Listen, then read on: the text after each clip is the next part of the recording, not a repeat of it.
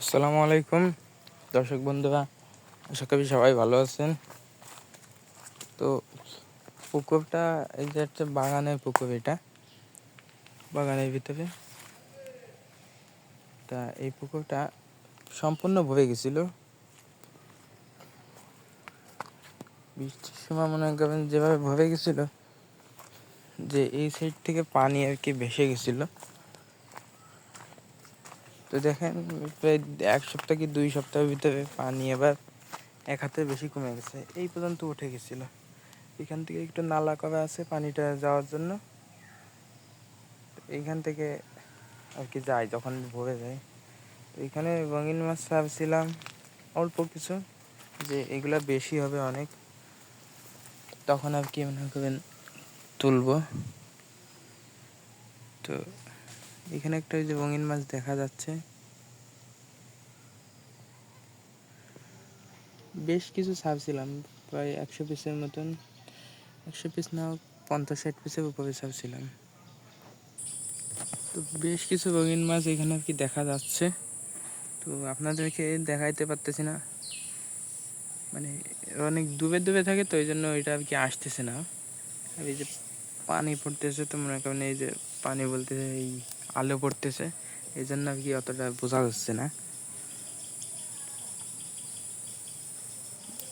এখানে প্রতি বছরই আমি অল্প কিছু ছাড়ি, সেবে ওইগুলো আর কি বৃদ্ধি হওয়ার জন্য।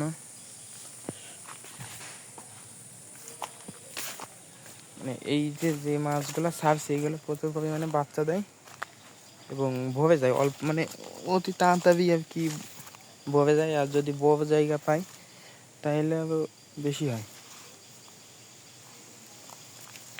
এইখানে দেখতে পাচ্ছি কিছু, এটা কি ক্যামেরায় আসতেছে না।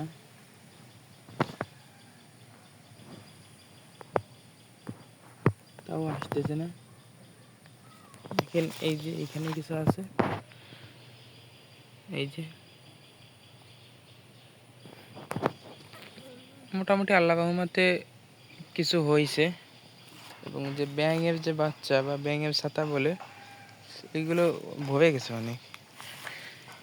এই যে এইখানে অল্প কিছু রঙিন মাছ দেখা যাচ্ছে, এই যে। এবং এগুলো কালার অনেক ভালো, এগুলো মূলত মিক্স গাপ্পি ছাড়া ছিল। তো এইখান থেকে মনে করেন বাচ্চা হলে অনেক হবে, এগুলো অনেক বাচ্চা দেয় একবারে 20-30টা করে প্রথমবার, পরে আস্তে আস্তে বাড়তে থাকে।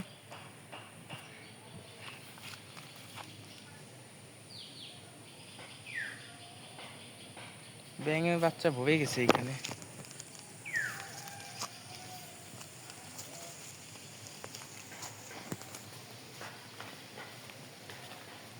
এইখানে যদি রোদ্দুর পড়তো, মনে করেন যদি তেমন একটা রোদ্দুর পড়ে না, চারি সাইড দিয়ে গাছপালা ভরা, রোদ্দুর পড়লে কালারটা মনে করেন আরও ভালো হয়। রোদ্দুর পড়লে কালারটা অনেক ফোটে। রোদ্দুর না পাইলে, যেমন এই যে অ্যাকোরিয়ামের যে মাছগুলা, এগুলা যেগুলো আর কি অ্যাকোরিয়ামে থাকে, আপনারা দেখেন ওইগুলা কিন্তু বেশি একটা কালার হয় না। আর ওরা সাধারণত রাস্তার পাশে দোকান নেয়, কিছু কিছু দোকান একদম দোকানের সাইডে আর কি অ্যাকোরিয়ামগুলো বসায়, কারণ রোদ্দুর পড়লে কালারটা একটু ভালো হয়। রোদ্দুর না পড়লে ওই মাছটা আর কি কালার নষ্ট হয়ে যায়। অ্যাকোরিয়ামে মাছ সাধারণত মনে করেন যেগুলো রাখা হয় অ্যাকোরিয়ামে, ওইগুলো অক্সিজেন ছাড়া তো টিকেই না।